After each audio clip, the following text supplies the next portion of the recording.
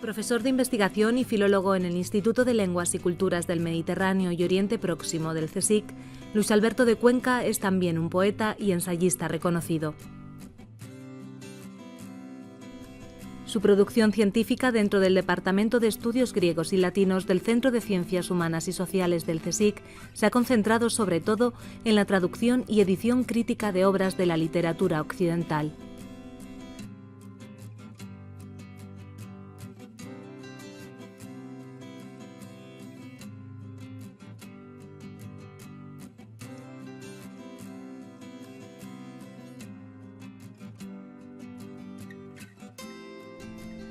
Madrileño, nacido en 1950, es además de poeta e investigador de la literatura y los clásicos, académico de número de la Real Academia de la Historia y académico correspondiente en Madrid de la Academia de Buenas Letras de Granada.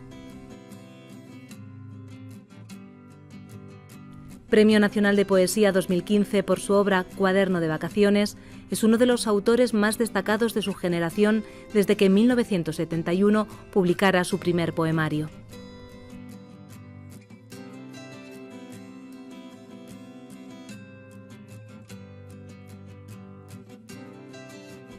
Otros galardones, como el Premio Nacional de Traducción en 1989 por su versión del Cantar de Valtario, han distinguido también su faceta más científica.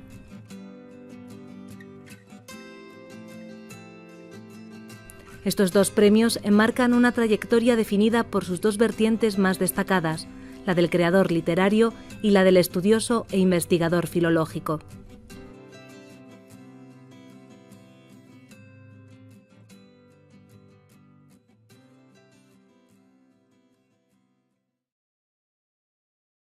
Nos acompaña en los estudios de Radio Nacional de España Isabel Fernández, de la Unidad de Divulgación del Centro de Ciencias Humanas y Sociales, donde se encuentra el Instituto de Lenguas y Culturas del Mediterráneo y Oriente Próximo. Entre ambos, Isabel, conversaremos con Luis Alberto de Cuenca para conocer mejor su trabajo de investigación en el CSIC. Gracias, Juan. Gracias a todo el equipo de Radio Nacional por invitarnos y ofrecernos esta oportunidad de realizar esta serie en colaboración en la que podremos conversar con unos protagonistas únicos, con relevantes trayectorias intelectuales y que tienen como uno de sus espacios de referencia fundamental el CSIC.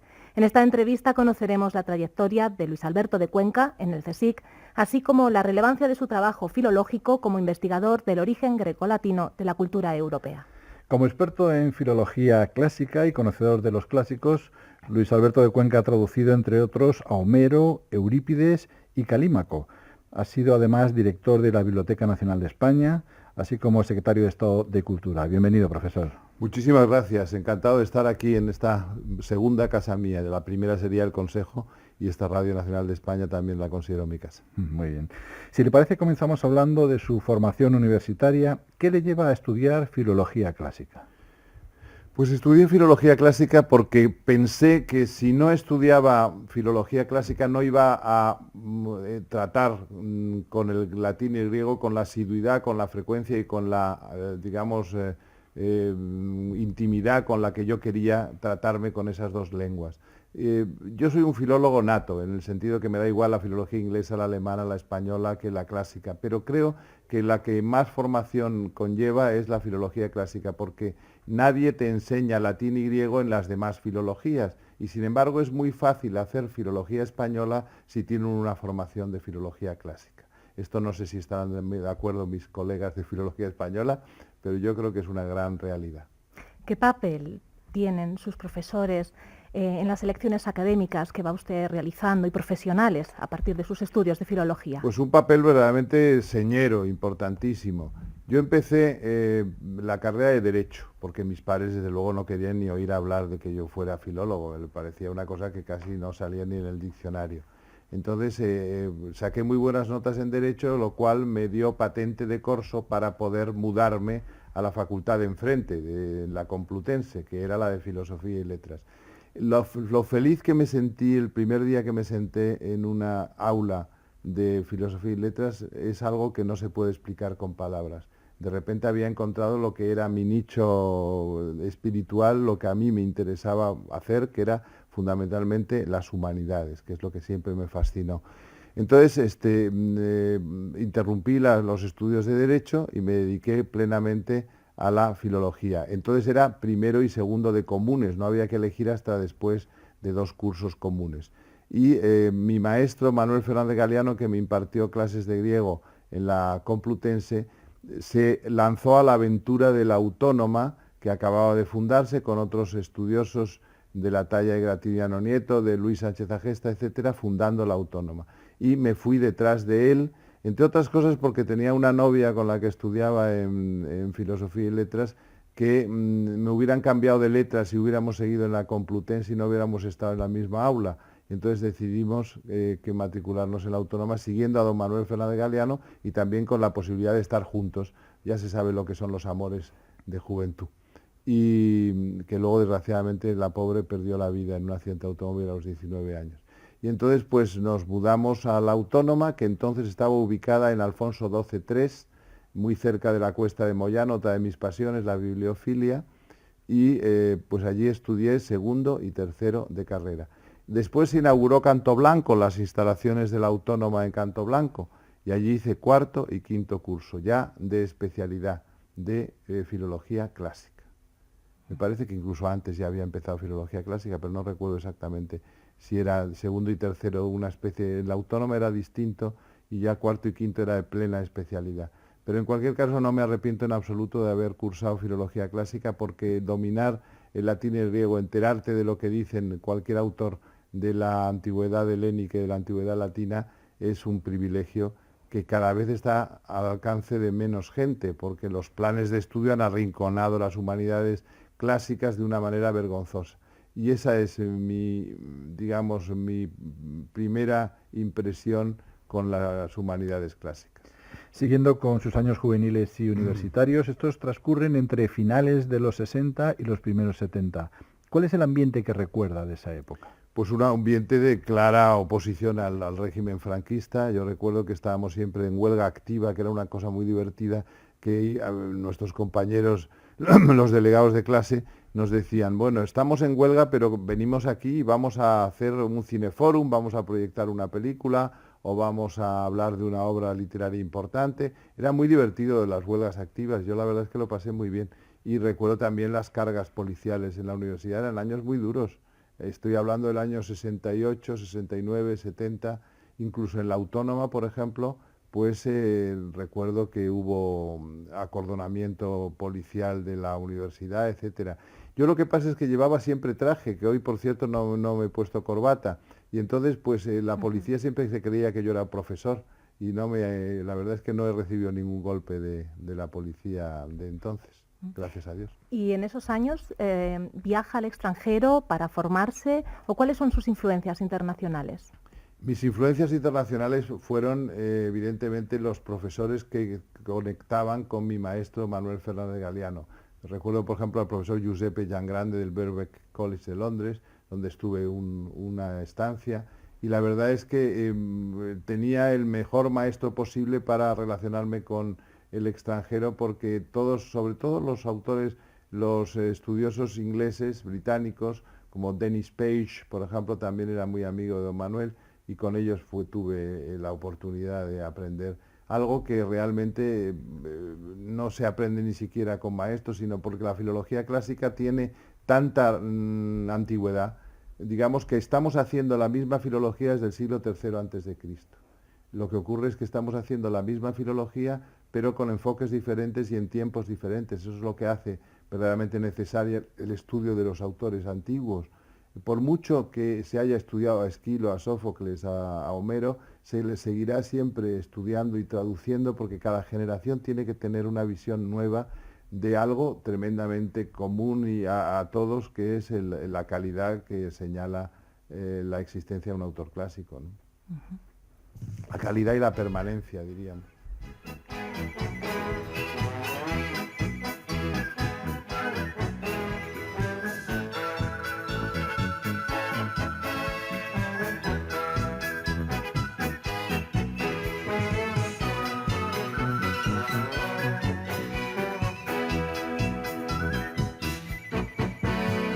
Viaje con nosotros si quiere gozar, viaje con nosotros a mi lugar y disfrute de todo al pasar y disfrute de las hermosas historias que les vamos a contar. Viaje con nosotros y podrá encontrar atractivos monstruos que le sonreirán, y disfrute del gusto que da, y disfrute de la amistad de sirenas y de serpientes de mar.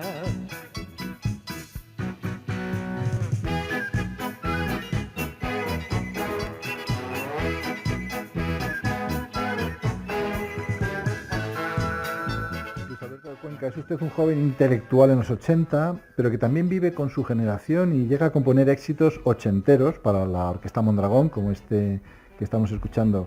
¿Cómo vivió este momento efervescente de la cultura española posfranquista, lo que se llamó la movida madrileña?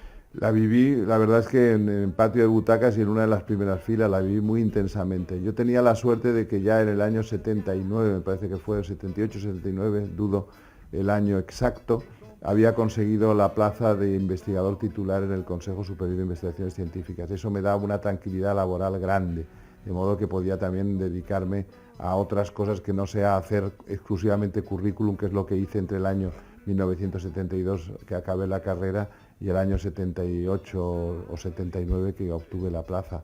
De modo que, además es que era imposible sustraerse a los encantos de la movida. La movida fue una explosión de libertad verdaderamente gigantesca, que luego tuvo digamos, su lado malo, porque digamos que la gente pensó que el tema de las drogas era una cosa con la que se podía coquetear, y mucha gente de mi generación se ha quedado en el camino, ha muerto, ¿no? Por sobredosis o por cualquier otra de las enfermedades que conlleva el uso de las drogas. Pero en cualquier caso fueron años espectaculares, estoy hablando del año 79, 80, 81, 82, duró muy poco, apenas 3, 4 años. La música era efervescente, la poesía también contribuía a aliarse con los músicos de entonces, el cómic, por ejemplo, que siempre me interesó mucho, estaba también en un momento muy dulce, de modo que viví la movida hasta el punto de que en las exposiciones que ha habido sobre la movida madrileña están mis libros expuestos, y mis opiniones en libros sobre la movida que se han hecho después. Lo viví muy, muy intensamente. Se celebran precisamente ahora 40 años de la Orquesta Mondragón. ¿Participará del evento de celebraciones? Pues va a haber un evento en una mañana del día 24, me parece, no, el día 14, mejor dicho, 14 de junio de 2016. Ese día estoy en Asturias fallando el premio Princesa de Asturias y no voy a poder estar presente, pero ya me he ofrecido a Gurruchaga para colaborar con él, que empezó apenas con 15, 16 años con la Mondragón, porque Gurruchaga no tiene 60 años todavía, de modo que empezó jovencísimo. Y hasta pasaron 3 años hasta que se grabó el primer disco. De modo que se contempla la efeméride desde el momento de la fundación de la orquesta, pero no desde la aparición del primer disco. El primer disco yo no colaboré, y a partir del segundo ya inicié una colaboración fecunda que llegó a las 50, 60 letras que compuse para la Orquesta Mondragón.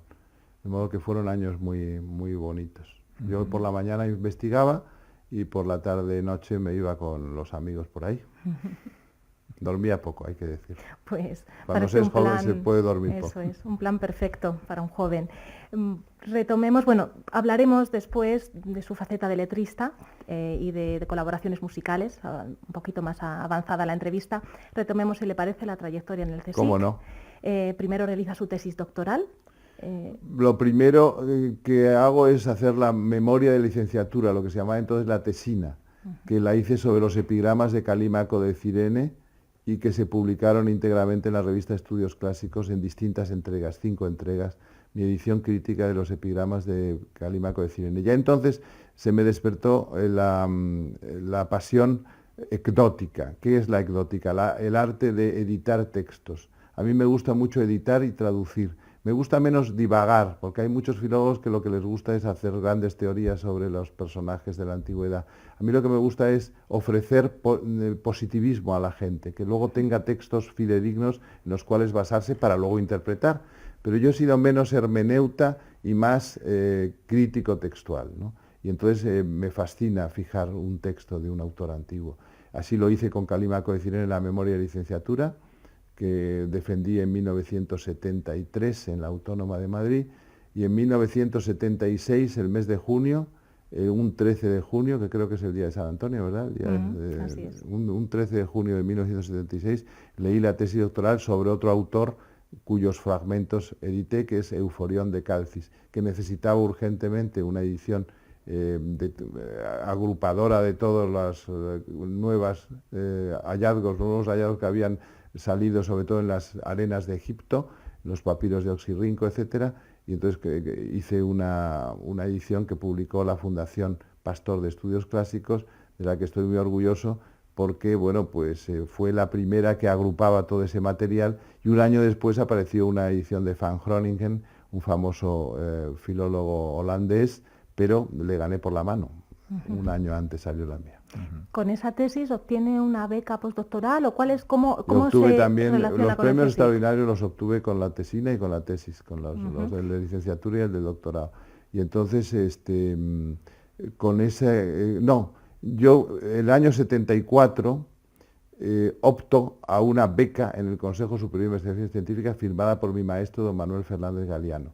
Me otorgan la beca para la realización de una tesis doctoral que tardo año y medio en realizar y que leo en el 76. Todavía está vigente la beca postdoctoral que a mí me han dado en el Consejo.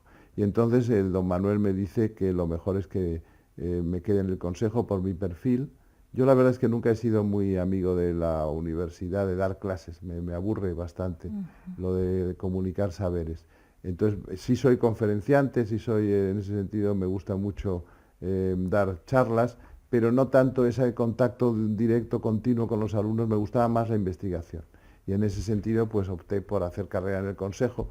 Era complicado porque había una serie de proyectos en el Consejo, como por ejemplo el diccionario griego que dirige admirablemente mi también maestro y queridísimo amigo y admiradísimo Francisco Rodríguez Zarrados, pero a mí no me apetecía meterme en la lexicografía, ¿no? Era un tema excesivamente abrupto para una persona con inquietudes así creativas como yo, ¿no?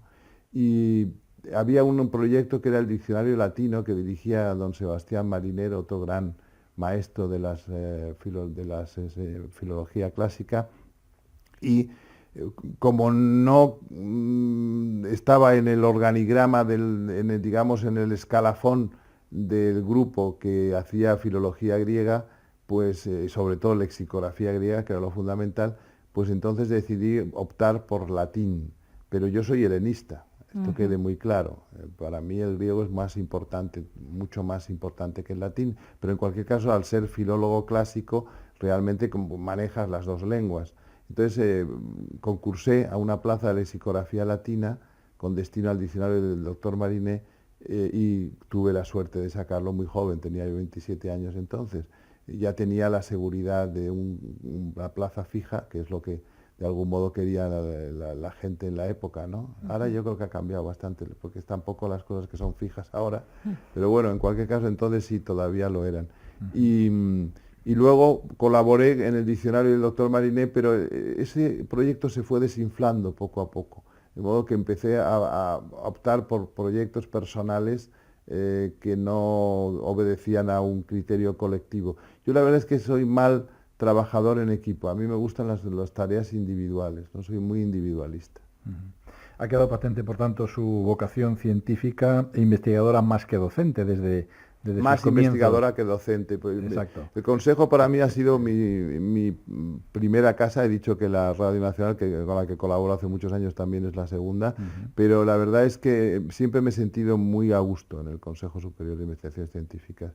Era mi opción, me supo perfectamente orientar hacia esa opción Manuel Fernández Galiano y estoy muy contento de estar allí. Porque lo que yo haya podido aprender o haya podido, digamos, comunicar, lo he hecho a través de mis publicaciones, de modo que me he realizado también en ese aspecto por el medio de las publicaciones y las conferencias, las participaciones en congresos, etcétera, ¿no?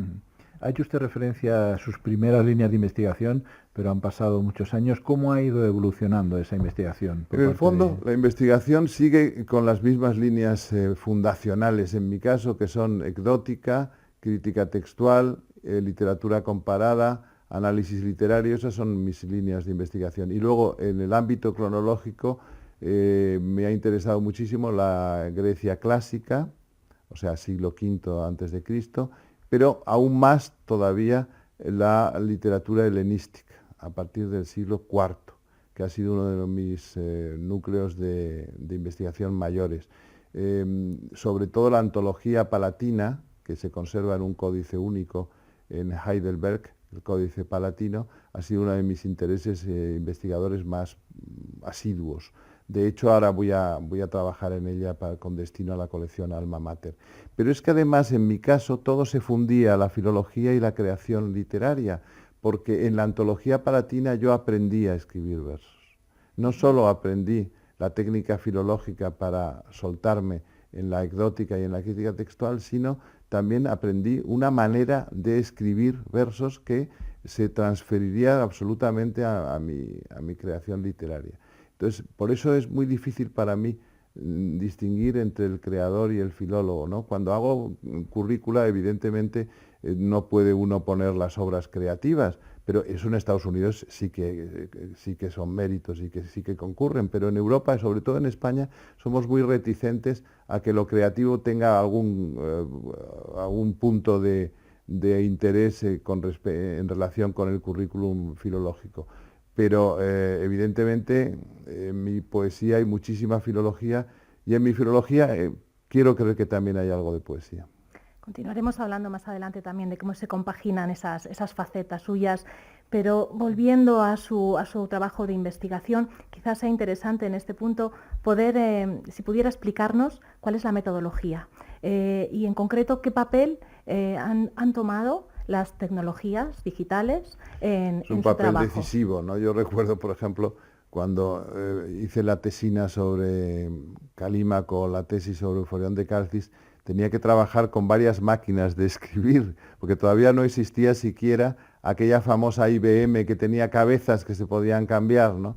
Entonces tenía que ir escribiendo página a página, dilucidando qué lección, qué lectura de las que ofrecen los diferentes códices había que adoptar en mi edición ideal y después dejar un hueco para las palabras griegas y después tomar conmigo una máquina de escribir griego que mi padre me compró en Alemania, porque había costumbre también en las universidades alemanas de máquinas griegas precisamente para filólogos, de griego antiguo estamos hablando, porque no me valían las máquinas de griego moderno, porque los signos diacríticos, los espíritus, los acentos son diferentes. Entonces habría que utilizar una máquina de griego antiguo que solo se conseguía en Alemania, o al menos eso es lo que yo tengo el recuerdo.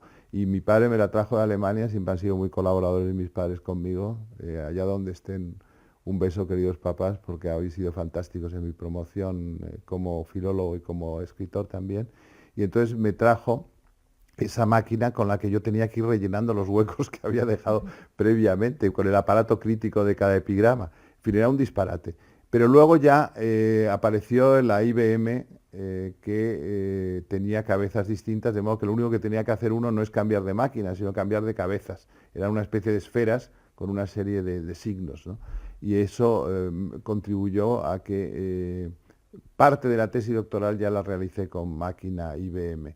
Y después, evidentemente, Internet ha sido una revolución brutal, ¿no? Es decir, lo que se podía tardar antes 3 años, puedes tardar ahora 1 año.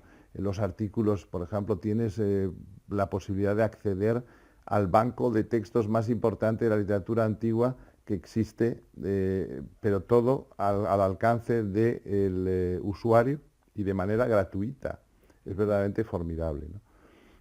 Somos una tribu muy pequeña en número, pero obviamente nos apoyamos los unos a los otros de una manera muy decidida y por eso tenemos tanta capacidad de llegar a los estudios de otros de una manera gratuita y sin movernos de nuestro ordenador, ¿no? Y eso ha cambiado muchísimo.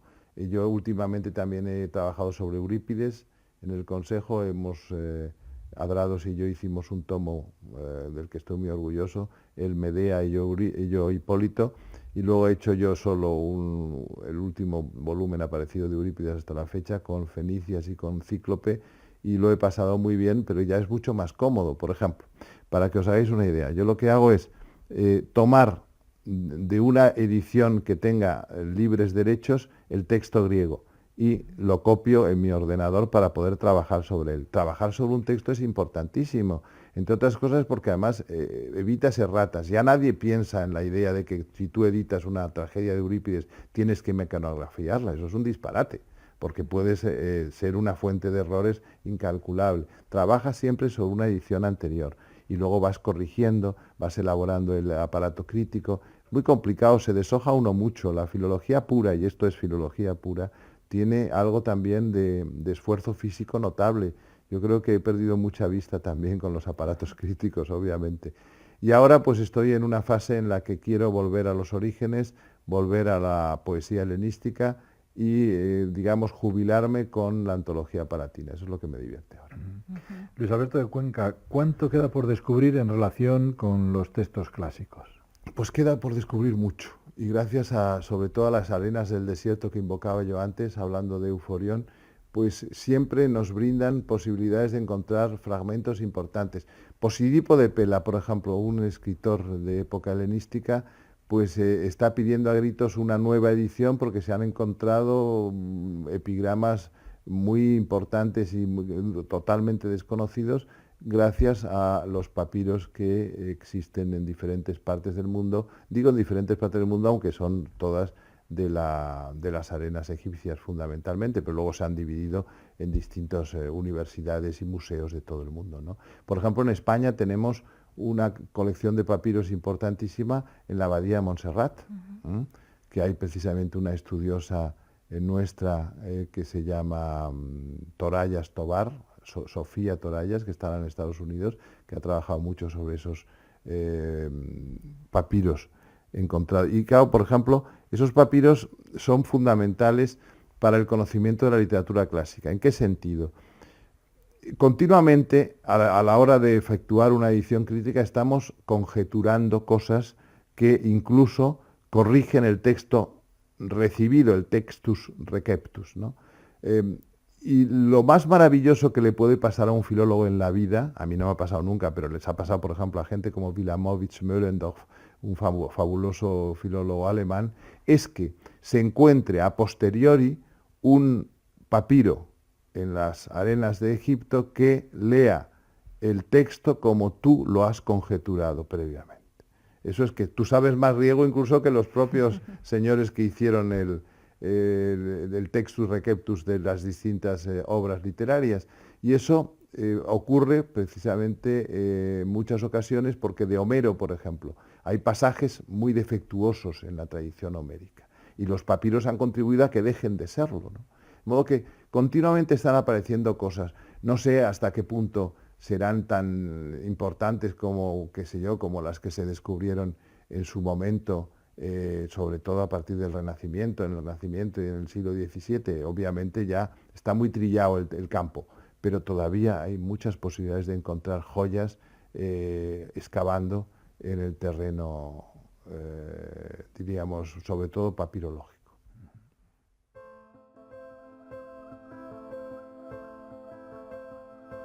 ¿Filología para qué?, preguntas, mientras clavas en mí feroz pupila, cargada de insidioso nihilismo.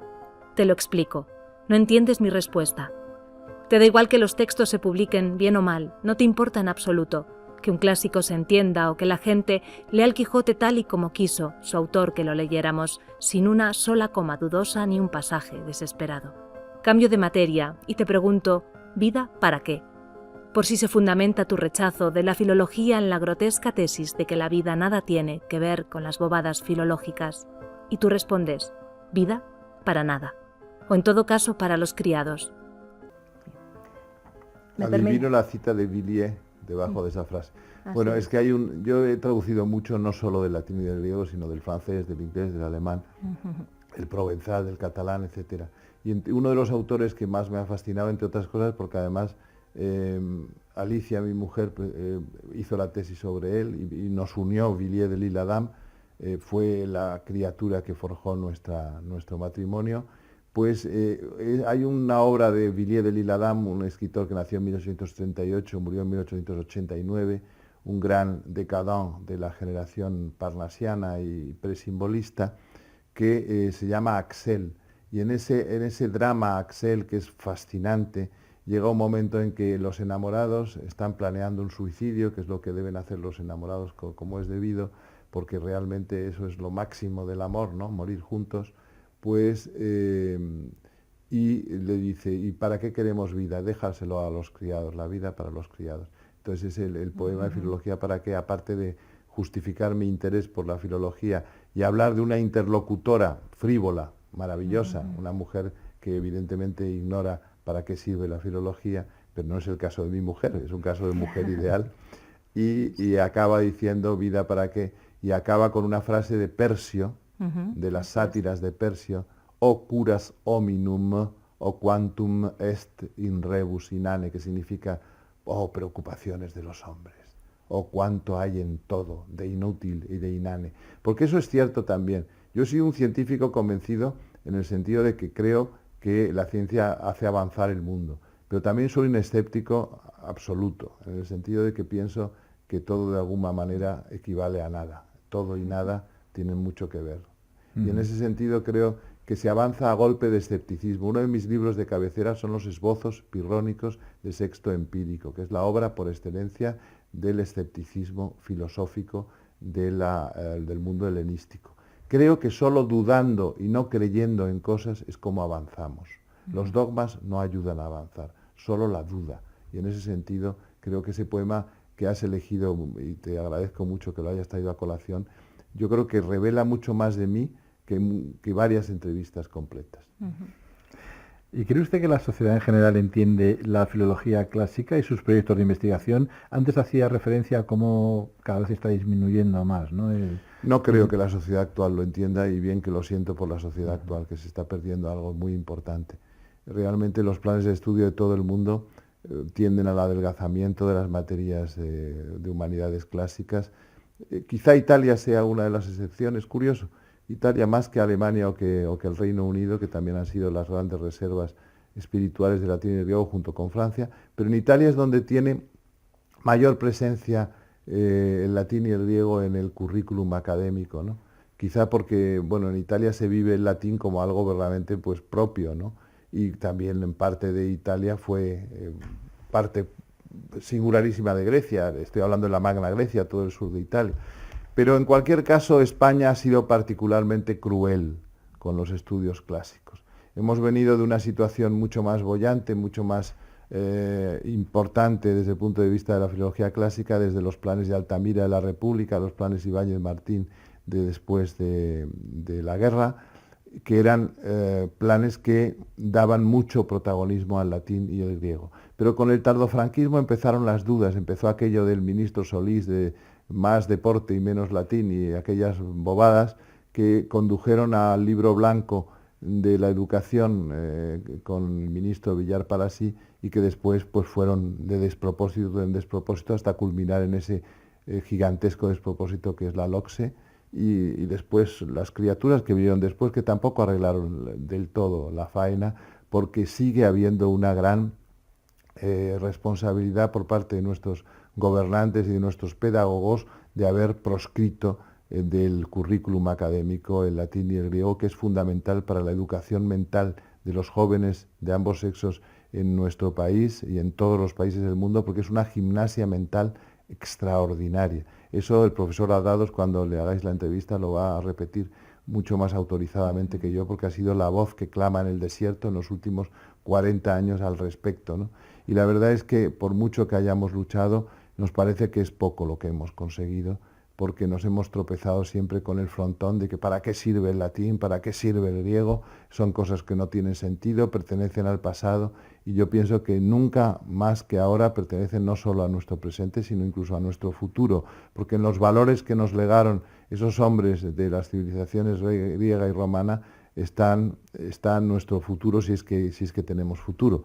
volviendo a ellos y a sus enseñanzas filosóficas, jurídicas, etcétera. No somos Occidente, no es más que una amalgama, un conjunto de filosofía griega, más derecho romano, más aporte cristiano. Eso es lo que realmente es Occidente. Lo que pasa es que como estamos enfadados de ser de la tribu occidental, estamos como avergonzados, estamos siempre como hurtando la cabeza al espejo porque nos da vergüenza mirarnos. Yo creo que hay que volver otra vez al orgullo de ser occidentales, de haber inventado la democracia, de haber inventado, qué sé yo, los derechos del hombre. Todas esas cosas nos deben llegar al orgullo. ¿Que hicimos cosas mal? Claro que sí. La historia está llena de asesinos y de santos y de prostitutas y de reinas maravillosas. Pero hay que asumir toda la historia en bloque y aceptarla tal como es y defender nuestra tribu, que al fin y al cabo es la que ha hecho más cosas por el hombre, por el ser humano y por el futuro de la humanidad. ¿Y la filología clásica hace autocrítica? ¿Sería necesaria también? Bueno, autocrítica, es difícil que hagamos autocrítica porque como no constamos en ningún tipo de acceso al poder, no estamos en ningún tipo de trono o de solio que permita que podamos hacer autocrítica. Somos tan pobrecitos, estamos tan abandonados que realmente, pues sí, hacemos autocrítica en el sentido de que quizá hubiéramos debido enseñar mejor esas materias a los jóvenes para interesar en ellas. Quizá han fallado profesores, pero claro, las materias no se desautorizan porque hayan sido profesores aburridos y que no hayan imbuido de ese amor a los clásicos que yo creo que debe presidir cualquier acción pedagógica, pero eso es una autocrítica que no podemos tampoco solventar simplemente, sobre todo ahora que ni siquiera podemos dividir entre buenos profesores y malos profesores, que es que no hay prácticamente profesorado. El griego ha desaparecido prácticamente de la enseñanza secundaria y el latín pues es una asignatura exclusivamente para los de humanidades, ¿no? Una pena. De sus aportaciones como filólogo, ¿de qué se siente más orgulloso? Vamos a ver. Yo creo que mis traducciones de Eurípides, en general de mis traducciones, porque otra de las cosas que también está mal vista en el mundo de la investigación es la traducción. Se considera como de segunda división B o de tercera división B. Yo creo que es muchísimo más importante poner al alcance de una generación nueva, una traducción nueva de un clásico, ¿verdad? Con todo lo que ello conlleva de fijar texto, de decidir una lectura u otra, etcétera, porque al fin y al cabo, incluso aunque no hagas la edición crítica, una traducción siempre tienes que optar por un texto o por otro, que es mucho más importante que no esas prospecciones, ¿verdad? Esas investigaciones, esos papers que la gente publica y que lo único que hace es repetir ideas consabidas y que no conducen a nada y que son interpretaciones en el vacío. De modo que mis traducciones en general es de las cosas que más orgulloso me siento, incluso más que de las ediciones críticas. La historia de la traducción es la historia de la literatura universal, todo ha sido traducción. Sin la epopeya de Gilgamesh no existiría Homero, sin Homero no existirían los autores posteriores, Virgilio, por ejemplo. Todo es una historia de traductores y creo que es importantísima esa línea que conduce de unas lenguas a otras y que tiene en el traductor el intérprete supremo, la persona que hace que, por ejemplo, si el que no sepa inglés se acerca a Shakespeare, tiene que acercarse a través de una traducción. Y es importantísima la labor, incluso la responsabilidad en que incurre el traductor a la hora de ofrecer ese producto a las nuevas generaciones. Yo, desde luego, en mi proyecto de investigación individual siempre ha sido edición y traducción de textos clásicos. Y creo que es una aportación importante a la sociedad en la que vivimos, porque otras aportaciones no tienen incidencia social alguna. Ese es el problema de algunas investigaciones, que están en el aire y que no ofrecen ninguna respuesta a las preguntas que se formula la sociedad actual. Porque nosotros, los de humanidades, no son como los de ciencias, que realmente sí investigan, por ejemplo, con ratones para erradicar el cáncer, por ejemplo, ¿no? Nosotros no erradicamos ningún cáncer, pero sí ofrecemos belleza lo más pulcra y lo más hermosa posible, con el ropaje adecuado en distintas lenguas y con la crítica textual idónea. Usted dirige la colección Alma Mater de textos grecolatinos, bilingües. Sí. ¿Qué destacaría de esta colección de libros? Pues, soy el director de honor sigue siendo mi maestro, don Francisco Rodríguez Alados, de lo cual estoy muy orgulloso de que siga ahí, presidiéndonos como director de honor. Pues es la mejor colección que ha habido nunca en castellano de autores clásicos y latinos en edición bilingüe. Estoy orgullosísimo de ella, ya son 110, 115 ejemplares publicados. No llegamos ni mucho menos a Les Belles Lettres francesas, ni a Teubner alemana, ni a la Lowe Classical Library inglesa y norteamericana, ni a los Oxford Classical Texts, pero realmente estamos en el camino de homologarnos con ellos en cuanto a calidad de las ediciones referidas, en cuanto a las traducciones, en cuanto a las anotaciones, que a veces son verdaderamente prodigiosas. Hay una edición, por ejemplo, de las Metamorfosis de Ovidio a cargo de Antonio Ruiz de Elvira, que es magistral. En fin, en esos 100 y pico de volúmenes hay obras maestras y para mí es un grandísimo orgullo dirigir esa colección, que por cierto dirijo otra también en el Consejo, que se llama Literatura Breve, no sé si estáis informados, que es otra de las colecciones de instrumenta. A mí me fascina mucho la filología como aporte de instrumentos para luego trabajar o desarrollar ideas. Y esa colección de instrumenta consiste, ya hay 20 y tantos ejemplares aparecidos ya, lo dirigió antes Alberto Sánchez Álvarez Insúa, se murió, ya me ha tocado a mí ahora dirigirla, y consiste en índices, repertorios, catálogos de colecciones de novela breve publicadas en España entre 1900 y 1950. La época dorada de la literatura breve, la novela de hoy, la novela semanal, la novela teatral, el cuento semanal, etcétera. Colecciones en las que colaboraron los mejores escritores de la época y últimamente que hemos sacado, por ejemplo, pues últimamente hemos sacado un volumen interesantísimo que es la Biblioteca Oro de Molino. Los más viejos del lugar sabrán a qué me estoy refiriendo, aquella edición de pulps de color amarillo en cuanto a las lecturas policíacas, también tenía novela de aventuras. Otra de mis pasiones es la literatura popular. Entonces ahí, con la dirección de la literatura breve de esa colección, sacio mi sed de literatura popular. Creo que no hay gran cultura y pequeña cultura, sino que hay cultura, y que pertenecen también el mundo de los cómics, el mundo de la novela popular, el mundo de la novela, por ejemplo, romántica.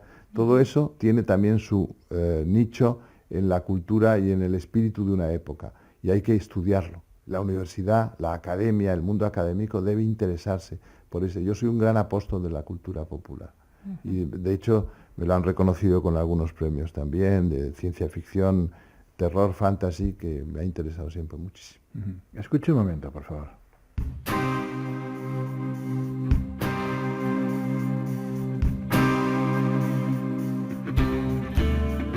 Sé buena, dime cosas incorrectas desde el punto de vista político. Sé buena, dime cosas incorrectas desde el punto de vista político. Un ejemplo, que eres rubia y que fumas, que no crees que Occidente sea un monstruo de barbarie, dedicado a la sórdida tarea de cargarse el planeta.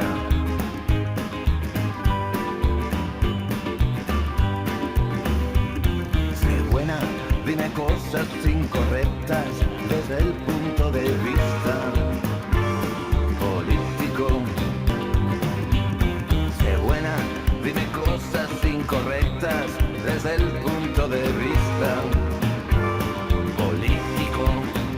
Sé buena, dime cosas incorrectas desde el punto de vista político. El Roquillo, que ha cantado poemas suyos en su obra Su nombre era el de todas las mujeres, que no ha estado exento de cierta polémica. Recientemente Luis Alberto de Cuenca le han otorgado el Premio Nacional de Poesía. Explíquenos, ¿qué es ser poeta para usted? Y cómo su poesía se nutre de sus conocimientos de los clásicos, que seguramente hay una relación ahí. Pero una relación hondísima, directa, profundísima. Si yo no hubiera sido filólogo, no hubiera sido poeta. O sea que las dos cosas van unidas. Bueno, poeta se nace y filólogo se hace uno. Pero en cualquier caso, para configurar el espacio propio de mi poesía me ha sido preciso ese conocimiento filológico. Bueno, este poema, que es Political Incorrectness, resume un poco lo que pienso de todas las demás opiniones que he vertido anteriormente, y que también resume admirablemente mi postura, y efectivamente ha sido objeto de críticas muy numerosas que me fascinan. Precisamente nos crecemos, somos como toros bravos, tanto Loquillo como yo, que cuantas más críticas nos hacen, más nos crecemos cuando más nos pican y cuantas más banderillas nos ponen. Porque por otra parte, como tenemos al público en nuestra parte, porque hemos vendido un montón de copias de ese disco, y porque la gente de bien, estoy seguro que también concuerda con nosotros en muchas de estas opiniones, pero en fin, como hay esa corrección política que se puede hablar de unas cosas y de otras no, nosotros no creemos en eso, creemos en la libertad, creemos en los esbozos pirrónicos de Sexto Empírico, y creemos fundamentalmente en el código Bushido de los samuráis. Yo sé que eso no está de moda ahora, pero creemos en los samuráis. Estuvo implicado también en política, a través de la gestión cultural, como director de la Biblioteca Nacional y como secretario de Estado de Cultura. ¿Qué le aportó esta etapa y cómo la recuerda? Pues ahora estoy además de presidente del Real Patronato de la Biblioteca Nacional. He vuelto a otra de mis casas. La verdad es que soy muy terrateniente, tengo muchas casas. Pues me aportó mucho. La verdad no es lo mío, la política no es lo mío. No hay más que oír a Loquillo para saber que ese poema, por ejemplo, estuvo proscrito durante la etapa. Yo lo había escrito antes de mi etapa política, pero lo mantuve en un cajón hasta terminar la misma, porque evidentemente no hubiera sido de recibo, sobre todo con esta corrección política que nos domina, ¿no? Y la verdad es que aprendí muchas cosas, aprendí del alma humana, de la miseria humana, de los componentes que me afincan y que todavía me afirman más en mi territorio escéptico, mi paso por la política. Pero conocí a gente interesante también, trabajé codo con codo con algunos políticos de relieve, y guardo, por ejemplo, un gran recuerdo de José María Aznar, que es amigo mío y que siempre lo será, y al que siempre defenderé. Me pareció un tipo extraordinario desde todo punto de vista. ¿Aprovechó para defender la filología clásica en las esferas políticas? Pero lo que ocurre es que yo era secretario de Estado de Cultura, entonces había una ministra de Educación que era la que decidía en materias educativas, y nunca me dio bola en cuestiones de estas. Yo le dije que por favor que defendiera el latín y el griego, pero es que como son los mismos pedagogos los que hacen la LOE, la LOMCE, la LOCSE, son los mismos. Entonces da lo mismo que esté el PSOE, que esté el PP, siempre saldrán perdiendo las humanidades. ¿Siente que le ha beneficiado o por el contrario le ha perjudicado de alguna manera? ¿Es incomprendido entre sus colegas académicos quizás? Me ha perjudicado en la fase política, porque yo sería ya miembro de la Real Academia Española, y solo soy miembro, y estoy muy orgulloso de serlo, solo es una manera de hablar, de la Real Academia de la Historia, porque yo sé que fue por razones políticas por las que no entré. Opté una vez, quedó desierta esa plaza, me faltaron 2 votos, y eso fue por motivos políticos, de modo que algo sí me ha perjudicado la política. Ha hecho antes usted referencia a la situación de las humanidades en nuestro país y en el mundo educativo, pero nos interesa también su valoración sobre la filología clásica en el CSIC en concreto y en España respecto a otras naciones. Bueno, en España, a partir de los años 40, la filología clásica es una gran potencia intelectual y espiritual. Antes no, porque realmente aquí no se ha sabido nunca griego. Una de las grandes asignaturas pendientes de la historia de España es que no se aprendió griego, y en eso tuvieron la culpa fundamentalmente la Contrarreforma, Trento y todo lo que se derivó de ese doctrinarismo, diríamos, inquisitorial, que prohibió prácticamente el griego. El griego ha sido un gran desconocido en España, mientras que en otros países se ha estudiado, y por tanto yo creo que nuestro retraso histórico viene, entre otras causas, de que no se ha sabido griego. Pero a partir de 1930, 40, empieza a saberse griego. Hay la generación de Manuel Fernández Galeano, Francisco Rodríguez Salado, Luis Gil, José Sánchez Laso de la Vega, Martín Sánchez Ruy Pérez, maestros todos ellos considerados universalmente como potentísimos, quiero decir, como a la altura de los más grandes filólogos alemanes, ingleses, franceses, norteamericanos, etc. Y eso pues ha creado una especie como de plataforma sobre la cual edificar pues un edificio importante de filología clásica en España. Y el Consejo no ha sido ajeno en modo alguno a ello. Me he olvidado, por ejemplo, de Antonio Fontán, mi maestro, queridísimo maestro, que también compaginó política y filología. también era un gran latinista. Miguel Dols, otro de los grandes latinistas, en fin, hay muchos, podríamos citar otros muchísimos más, y la generación posterior, los Carlos García Gual, por ejemplo, los Javier de Oz, qué sé yo, los José Luis Moralejo, hay muchísimas figuras de la filología clásica en las distintas generaciones. En la mía, por supuesto, también, más jóvenes, hay gente buenísima, David Hernández de la Fuente, por ejemplo, Óscar Martínez García. Hay muchísimas gentes muy buenas después de nosotros, la propia Sofía Torallas Tobar. Y el Consejo, hubo un momento en que estaba muy unida la universidad y el Consejo, de tal manera que casi todos los filólogos que daban clase en la Complutense y más tarde en la Autónoma, cuando se fundó, estaban de alguna manera ligados al Consejo. Había una relación muy íntima que luego se rompió y que yo creo que fue un error, porque es muy importante que universidad y consejo estén siempre de la mano y muy fundidos, al margen de que efectivamente uno se dedique más a la investigación desde un punto de vista del full time, y en cambio en la universidad solo se reparta la investigación con la docencia. Entonces el consejo ha sido siempre un gran núcleo de irradiación de humanidades clásicas. Natalio Fernández Marcos hablaba el otro día, por ejemplo, del tema de la Biblia. La Biblia tiene mucha importancia, la Biblia griega de los 70, pues ha sido uno de los grandes núcleos de filología bíblica griega, el Consejo. Lexicografía griega, qué duda cabe que el diccionario que está realizando Rodríguez Aldados con un numeroso grupo, cada vez menos numeroso desgraciadamente, de colaboradores, pues es una empresa filológica de primerísima calidad mundial. No existe otro diccionario igual en todo el universo mundo como el diccionario griego-español, además utilizando de lengua de salida el español, que es algo importantísimo porque no solo está trabajando por las humanidades clásicas, sino también por la lengua de salida, por el español. Es una gran empresa. Nunca me cansaré de alabar esa empresa. El léxico de la antología palatina, por ejemplo, que estaba trabajando mi maestro Manuel Fernández Galeano cuando murió y que se interrumpió, pues tuvo también una serie de realizaciones parciales, como el léxico de Calímaco que publicó su hijo Emilio Fernández Galeano. En fin, la lexicografía, tanto la lexicografía general, diccionarios, como la particular, léxicos de diferentes autores, ha tenido en el Consejo un auténtico reino idílico y magnífico, y sigue siéndolo. Lo que pasa es que cada vez quedamos menos, cada vez la edad media es más alta. Yo estoy adscrito ahora a mis 5 años que van de los 65 a los 70, no de jubilación, porque no nos tenemos que jubilar hasta los 70, pero sí realmente de tiempo de descuento. ¿Qué quiere decir esto? Pues que hay gente, que los más jóvenes tienen 50 años, quiere decir que es algo verdaderamente trágico, ¿no?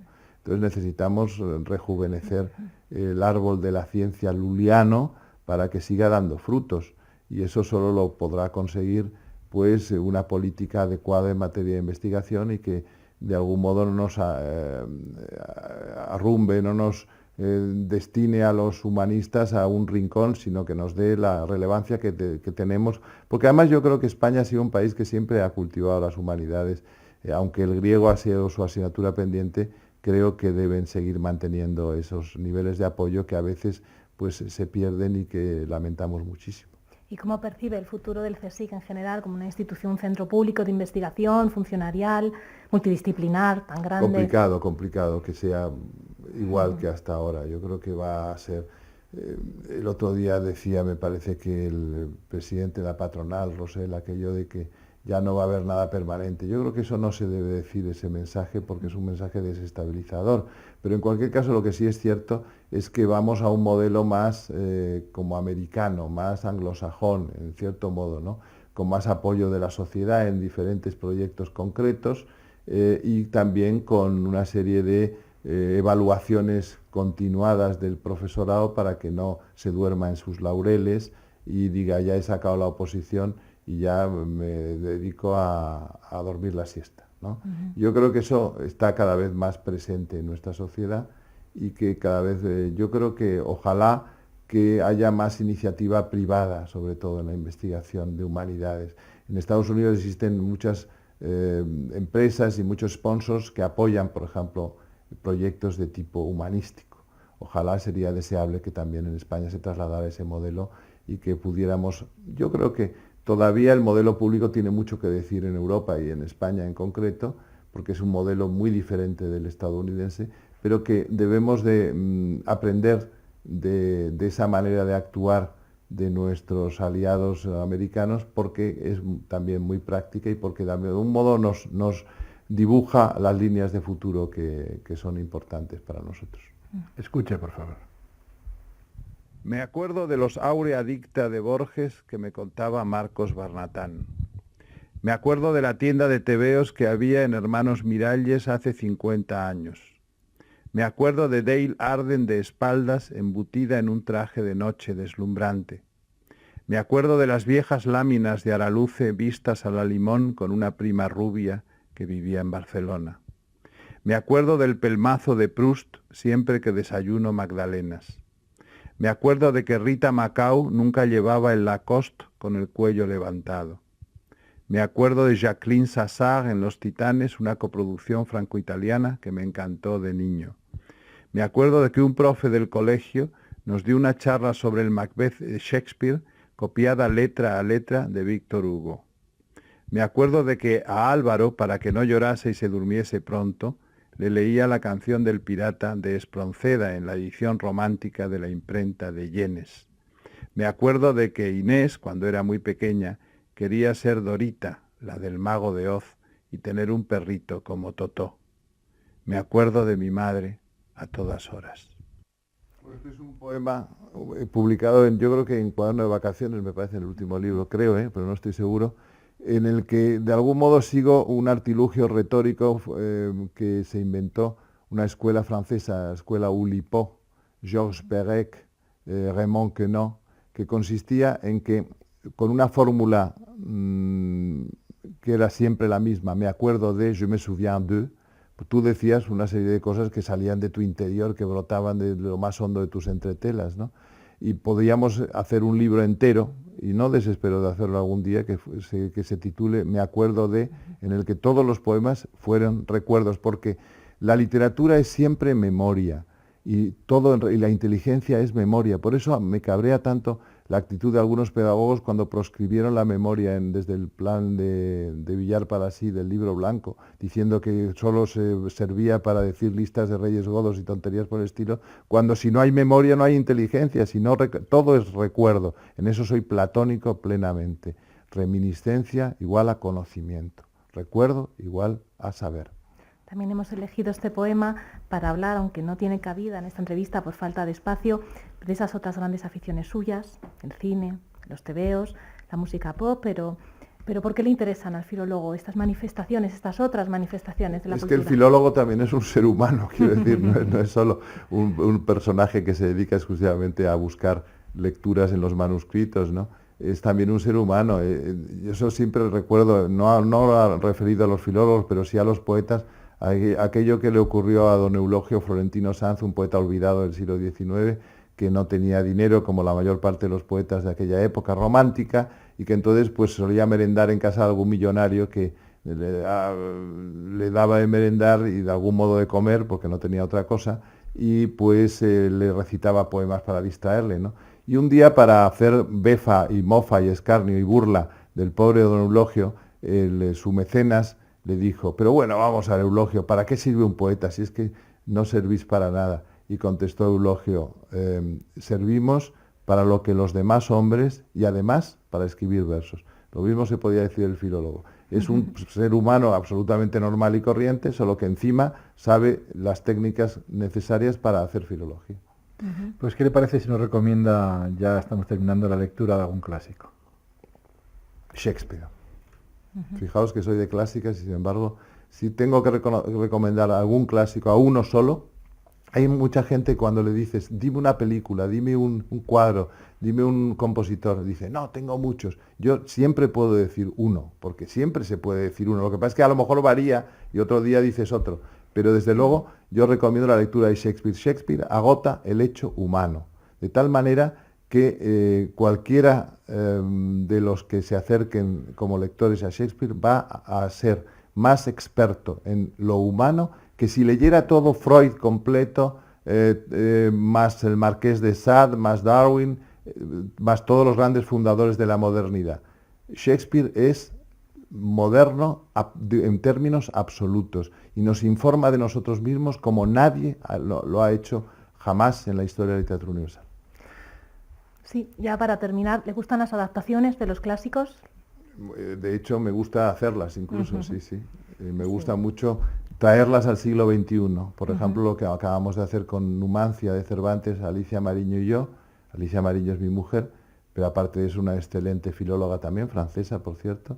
Y hemos hecho una adaptación de Numancia que ha tenido un gran éxito en el teatro español y que, bueno, pues es una obra en la que hay un 30% de texto incorporado por nosotros. Naturalmente los metros tradicionales, en las octavas reales, en las redondillas, en los endecasílabos blancos, en los tercetos encadenados, porque eso yo creo que también se está olvidando, que los versos tienen también una capacidad de estructurarse en unos determinados moldes estróficos, ¿no?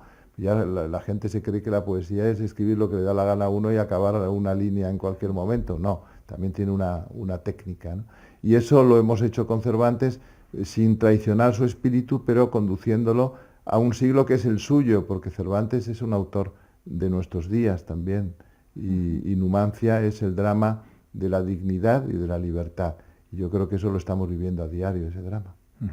Luis Alberto de Cuenca, le agradecemos su participación en esta serie de entrevistas ad honorem, realizadas gracias a la colaboración del Consejo Superior de Investigaciones Científicas y Radio Nacional de España. Muchas gracias. Muchísimas gracias, y no quería terminar sin decir una cosa de la que estoy muy orgulloso, que no habéis dicho como investigador, y es que el Consejo Superior de Investigaciones Científicas lleva 4 convocatorias premiando con el premio Julián Marías de Investigación en Humanidades, que es el más importante que se concede en España a un investigador en Humanidades, a 4 personas del Consejo. Esas 4 personas han sido Miguel Ángel Garrido Gallardo, servidor, digo cronológicamente, José Luis Peset y Mari Carmen Simón. De modo que yo creo que el Consejo estamos en línea con la mejor investigación en humanidades que se hace ahora en España. Muchas gracias. Gracias.